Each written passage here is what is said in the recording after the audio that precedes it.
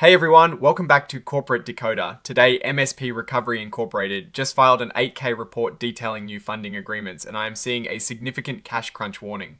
Quick note, this is not financial advice, just my take on public filings for educational purposes. The company has secured small, one-time advances, but the big picture suggests ongoing financial struggles. Alright, let's dive into what MSP Recovery Inc. has reported.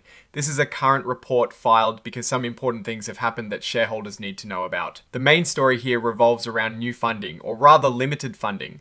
The company entered into agreements with two entities, Hazel Partners Holdings LLC and VRM MSP Recovery Partners LLC.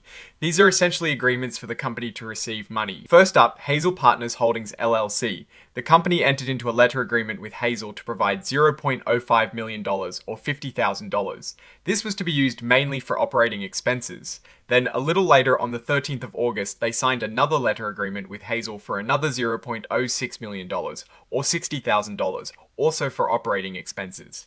Now, here is where it gets a bit more complex and frankly worrying. This funding comes under the umbrella of an existing working capital credit facility with Hazel. This facility has a special mechanism called the operational collection floor.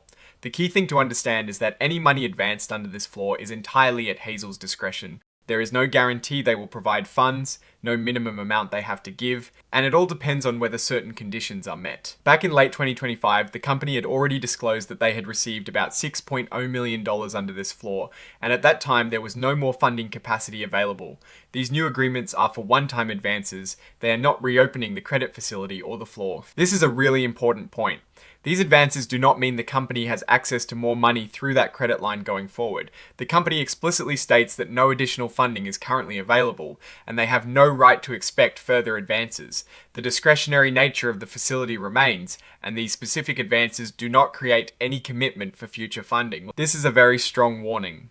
The company itself is telling investors not to read too much into these small advances. They are not a sign of future funding, and they don't mean the company can meet its future obligations. Then we have VRM MSP Recovery Partners LLC. Similar to Hazel, the company entered into a letter agreement called the First Addendum for a one-time advance of recovery proceeds of $0.05 million or $50,000. This was an addendum to a previous agreement from July 2026. A little later, on the 11th of August, they signed a second addendum for another $0.05 million, again for recovery proceeds. These VRM advances were to be used specifically for payroll and certain expenses. And like the Hazel funding, these are one-time advances.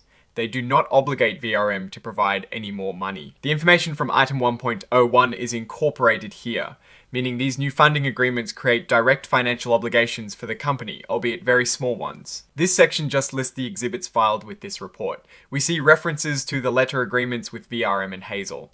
Now, what does all this mean? Let's put on our Warren Buffett hat and look at the bigger picture.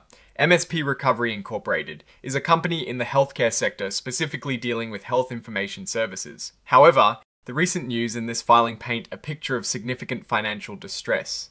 The company has been struggling with its stock, having been delisted from NASDAQ and now trading on the OTC market. Market cap is essentially zero, and the stock price has been trading at very low levels. We can see here that the company has class of common stock and redeemable warrants. The common stock is trading under the symbol MSPR, and the warrants under MSPRZ, these are all trading on the OTC market group. The fact that these are listed on an over-the-counter market, often referred to as the pink sheets, is generally not a positive sign for a publicly traded company. It indicates a lower level of liquidity and scrutiny compared to major exchanges like NASDAQ or the NYSE. The total amount of new funding secured here is essentially $0.05 million plus $0.06 million from Hazel and $0.05 million plus $0.05 million from VRM. That is a total of $0.21 million or $210,000. This is a very small amount for a company that needs to cover operating expenses, payroll, and let's compare this to historical struggles of companies in similar situations. When a company is forced to seek these kinds of small, one-time discretionary advances, it often signals that their primary sources of funding have dried up.